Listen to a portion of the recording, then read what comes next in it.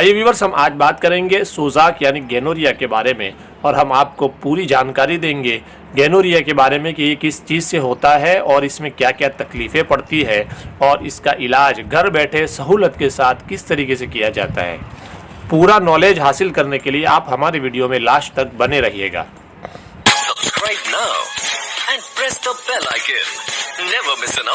Gonorrhoea का problem अक्सर व बेशतर बदफैली की वजह से होता है, जैसे फाहिशा औरत है या हाइजा औरत है, इन लोगों के साथ ताल्लुकात कायम करने से ये इनका जो इन्फेक्शन होता है वो फिर सामने वाले को लग जाता है और उस वजह से भी गोनोरिया का प्रॉब्लम क्रिएट होता है।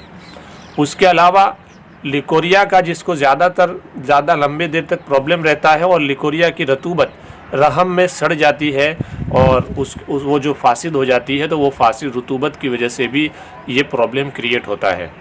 कभी नाकिस एहतिलाम और नाकिस इंजाल, इसको इस तरीके से समझने की कोशिश कीजिएगा कि जैसे कि अविया मनी जो है यानी स्पर्म के रहने की जो जगह है, वहाँ से स्पर्म निकल जाता है, लेकिन उसको आगे जाके पेनिस पे जाके इसको ताकत से उसको रोक लिया जाता है, तो वो बीच में रह जाता है, निकल भी नहीं पाता है और कुछ निकल भी जाता है लेकिन कुछ अंदर भी रह जाता है। तो ये लंबे टाइम तक अंदर रहता है, फिर उसके अंदर सड़न पैदा होती है, फिर वहाँ ज़ख़म बनता है, फिर उसमें पीप पड़ती है।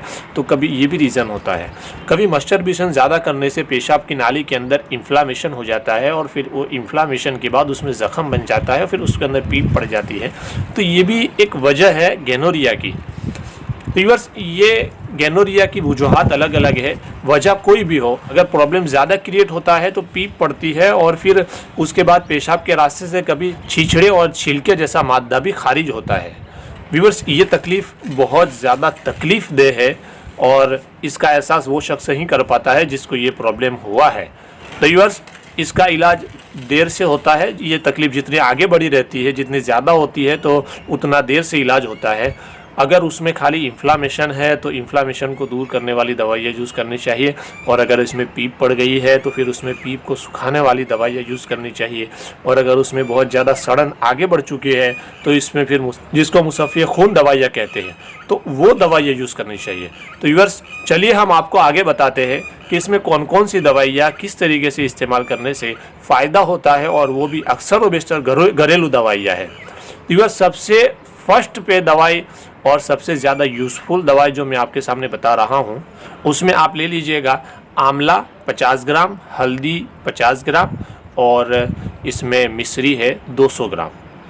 इन तमाम का एक मुरक्कब बना लीजिए और सुबह शाम एक एक चम्मच पानी के साथ इस्तेमाल कीजिए। अगर शरबत बजूरी का इस्तेमाल किया जाए तो ये बहुत बेहतर रहेगा। ये क्या करेगी, इसमें आंवला है, यानी ये जो पीप पड़ गई है गर्मी की वजह से, हरारत की वजह से, सफरावियत की वजह से, तो ये आंवला जो है वो सफरा को और गर्मी को, हिद्दत को कम करेगा, जिसकी वजह से पेशाब में जलन में फ़ायदा होगा। और साथ में हल्दी है, तो हल्दी एंटीबैक्टीरियल भी है और एंटीबायोटिक भी है, तो इस तरीके से ज़ख़म भरने का काम हल्दी करेगी। और मिश्री ये सपोर्ट के लिए है ताकि दवा अच्छे से हज़म हो जाए।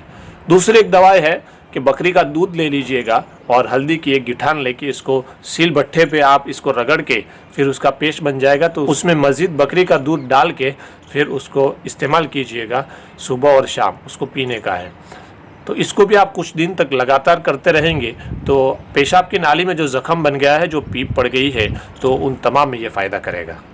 तीसरी दवाई, रीठे के छिलके का पाउडर बना लीजिए और उसको कैप्सूल में भर के, एक कैप्सूल सुबह में, एक कैप्सूल शाम में, कच्ची लस्सी के साथ या फिर शरबत बजूरी मोतदिल जो हमदर्द की या फिर क्लासिकल मेडिसिन है, हर कंपनी बनाती है, तो किसी भी कंपनी की आप यूज़ कर लीजिएगा। पानी में डाल के 4 से 5 ढक्कन तक आप यूज़ कर सकते हैं।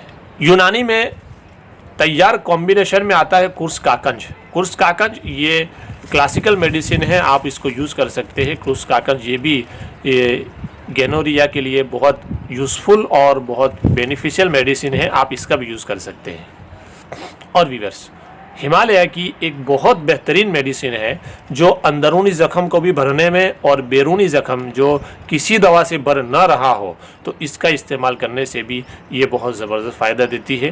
कंपनी ने इस मेडिसिन को जॉइंट पेन के लिए बनाया है और उसके ऊपर भी जॉइंट पेन का ही लिखा हुआ है, जिसको शिगरू बोलते हैं। हिमालय की प्रोडक्ट है। अगर इस मेडिसिन का भी सुबह शाम एक एक टैबलेट यूज़ किया जाए तो ये अंदरूनी और बैरूनी ज़ख़म को भरने के लिए भी और ये बहुत बेनिफिशियल मेडिसिन है और इस पर मेरा तजुर्बा भी है, मैंने कई लोगों को यूज़ भी करवाया है और बहुत अच्छा फ़ायदा होता है। तो व्यूअर्स, ये थी मुख्तसर सी जानकारी गोनोरिया के बारे में।